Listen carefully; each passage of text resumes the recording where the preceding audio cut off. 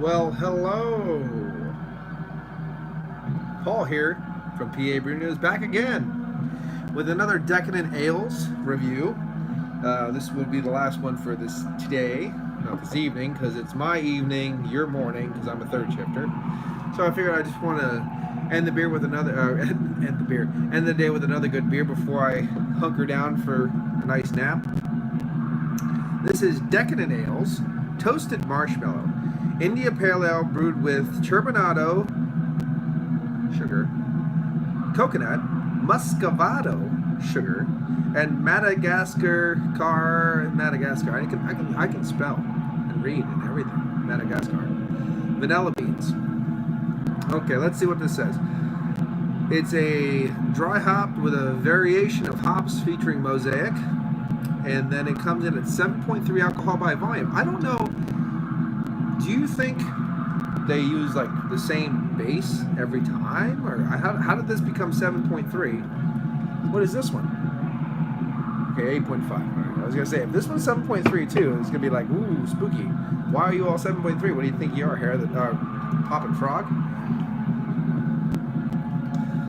Because with Hoppin' Frog, I don't know if you've noticed this. Their base beer is the same ABV as their barrel-aged beer.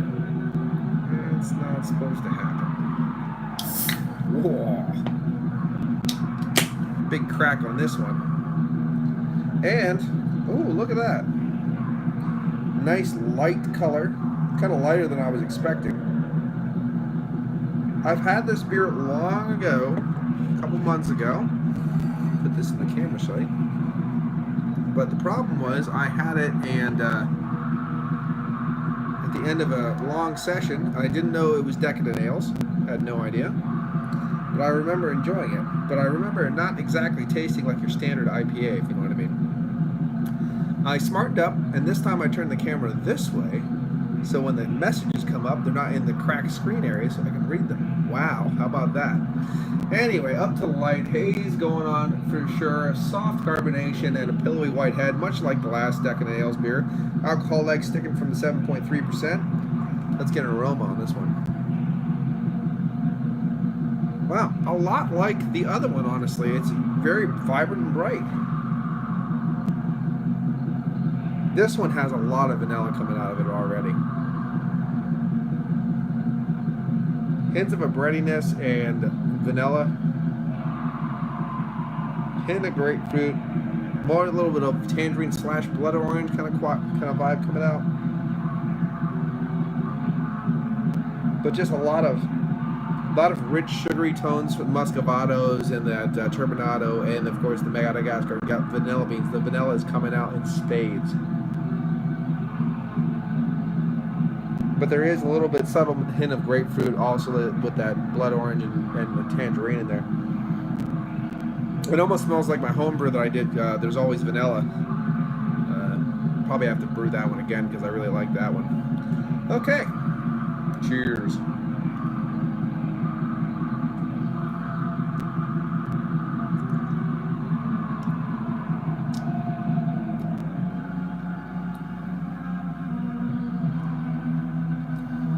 Definitely not what I remember.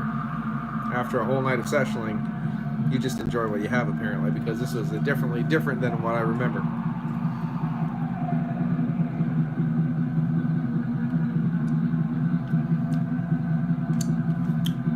This tastes a lot like my homebrew, so I really guess I need to make that one again. Earthy pepperiness in the back, definitely showing as the IPA in this one more so than the tropical smoothie. That nice rich vanilla, hint of just that lactose and vanilla sweetness kind of working around, or a little oat sweetness or torrefied wheat, whatever is in here, making it hazy. That with that vanilla bean is just coming through nice, blending amazingly well with that nice earthiness, hint of grapefruit, hint of tangerine is still in there, really nice. Little floral qualities coming through.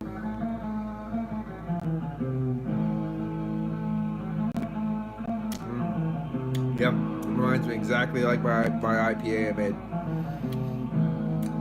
Yeah, I'll definitely have to brew that one again. Mine had a little bit more caramel than this one. This is more like bready. It's little cereal grain, hint of cereal grain, vanilla on top of that. Fucking Frosted Flakes all goddamn day.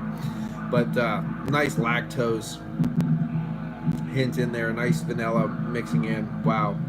It's not overly sweet at all. Don't even think that. It's blending exactly the way it should with all those nice hop oils, the beautiful tangerine, grapefruit, vanilla beans. Everything's blending well with that nice earthy, peppery bitterness as well. Definitely, it's delectable, but totally crushable, super sessionable. 7.3 alcohol by volume, completely hidden.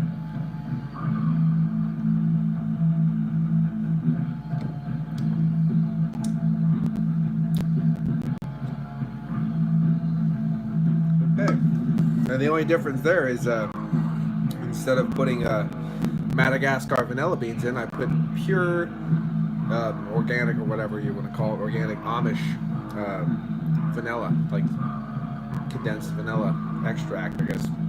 It's just boiled down vanilla. I got a little vial of it from some Amish people. It's good. It's good. This is good. This is good. Good. Yep. This is definitely something you don't want to drink all day, every day. It's one of those kind of things, but when you have it, it's definitely a treat and a half. It has that.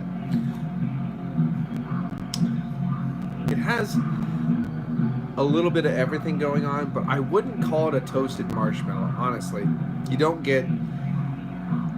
I'm being more semantic here because, a toasted marshmallow, you want campfire, you want, the charred edges, you want all that kind of, in a stout, like a good stout should be a toasted marshmallow. This, it's just beautiful vanilla. I don't get any coconut at all. It just, if it is, it's blending in with that kind of lactose tone, torrefied wheat or oat or whatever's going on in there. I'm not really getting the coconut. I'm sorry, Joe. I'm sorry.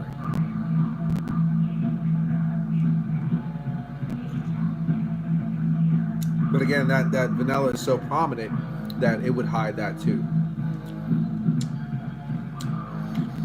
And I understand that it is kind of hard to really unify.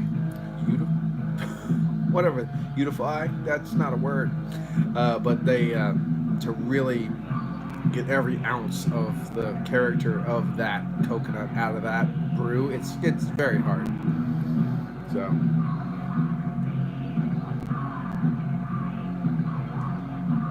But as it is, it's a really nice beer. It's desserty without going over the top. It's kind of like, I would say the tropical smoothie, whatnot, etc. They're a little bit more on that desserty side because it takes you away from drinking beer a little bit. This has that nice earthy bitterness.